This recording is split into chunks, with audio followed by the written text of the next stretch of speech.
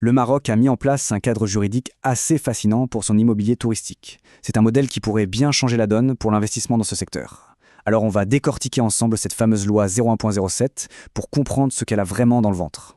La question de départ est un vrai casse-tête. Imaginez un peu le tableau. Un superbe complexe touristique, mais chaque appartement, chaque villa appartient à une personne différente. Comment fait-on pour assurer un service impeccable et constant partout? Une promotion unifiée? C'est quasi impossible. Eh bien, c'est précisément ce défi que la loi 01.07 vient résoudre. Et la réponse, la voilà. La création d'un statut juridique sur mesure, la résidence immobilière de promotion touristique, qu'on appelle RIPT. En gros, c'est l'outil magique qui permet de faire le pont entre l'investissement de plein de particuliers et l'exigence d'une gestion hôtelière de haut niveau. Bon, alors concrètement, comment ça marche? Pour bien piger le mécanisme, il faut d'abord identifier les 3 acteurs principaux que cette loi met en scène. C'est vraiment la dynamique entre ces 3-là qui fait toute l'ingéniosité du système. Tout commence avec le premier acteur, le promoteur ou la société de promotion. C'est lui le chef d'orchestre au départ. Il a la vision, il construit le complexe de A à Z, puis il vend les appartements ou les villas un par un à des investisseurs. Ensuite, on a le deuxième acteur, l'investisseur. La loi l'appelle l'acheteur ou le copropriétaire. Attention, il ne s'agit pas de quelqu'un qui achète pour habiter là toute l'année. Non, non. C'est une personne ou une entreprise qui fait un placement financier dans le secteur du tourisme. Et enfin, voici l'acteur qui vient lier le tout, la vraie pierre angulaire du système, la société de gestion. C'est une entreprise professionnelle avec une licence dont le boulot est de gérer toute la résidence comme un véritable hôtel. C'est elle qui loue les appartements aux propriétaires et qui s'occupe absolument de tout le reste. Donc, si on résume le flux, c'est limpide. 1. Le promoteur construit. 2. L'investisseur achète une unité. Et 3. La société de gestion prend le relais pour faire tourner la boutique. C'est une chaîne de valeur super claire et bien structurée. Ok, maintenant qu'on a vu qui fait quoi, entrons dans le vif du sujet pour celui qui met son argent sur la table. C'est quoi exactement le deal pour l'investisseur? Il y a un seul chiffre qui est absolument au cœur de ce contrat, 9. 9 ans. 9 ans, c'est la durée minimale du bail que le propriétaire est obligé de signer avec la société de gestion. C'est écrit noir sur blanc dans l'article 10. Cet engagement sur le long terme, ce n'est pas un détail, c'est ce qui garantit la stabilité et la viabilité de tout le modèle économique. Et c'est là qu'on voit bien le compromis stratégique. C'est un frais donnant-donnant.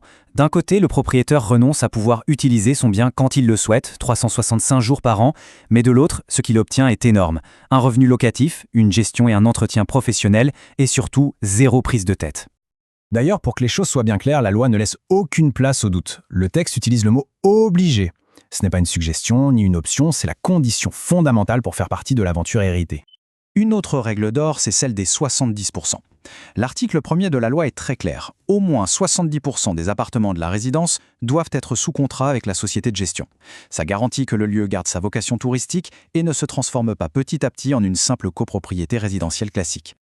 Mais attention, ça ne veut pas dire que l'investisseur est complètement banni de son propre bien. La loi a prévu une soupape de sécurité. L'article 11 permet au propriétaire d'occuper son logement, mais avec des règles du jeu précises. Pas plus de 2 mois par an au total, et surtout, pas plus de 15 jours pendant la haute saison pour ne pas pénaliser l'exploitation commerciale. Bien sûr, un système comme celui-ci ne pourrait pas fonctionner sans des règles du jeu très strictes pour protéger tout le monde.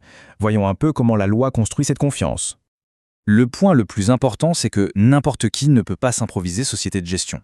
L'article 6 est très exigeant. Il faut être basé au Maroc, prouver qu'on a les reins solides financièrement, être hyper bien assuré et avoir à sa tête un directeur qualifié. C'est un vrai gage de sérieux pour rassurer les investisseurs. Et pour être certain que ces règles ne restent pas lettre morte, la loi a prévu des sanctions financières qui font réfléchir. Comme on le voit, les amendes sont très lourdes. Que ce soit un promoteur qui manque à ses obligations d'information ou une société qui opère sans licence, la facture est salée. C'est extrêmement dissuasif.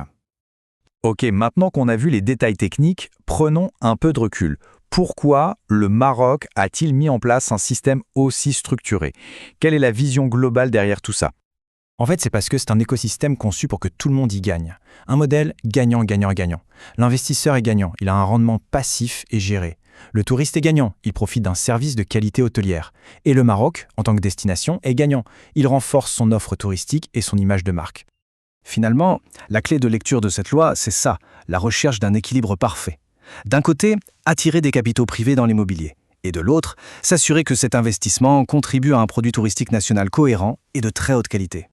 On termine avec une question pour réfléchir. Ce modèle marocain, ce mariage intelligent entre l'investissement individuel et un objectif collectif de qualité, est-ce qu'il ne pourrait pas inspirer d'autres grandes destinations touristiques dans le monde? Face aux défis actuels, la question mérite vraiment d'être posée.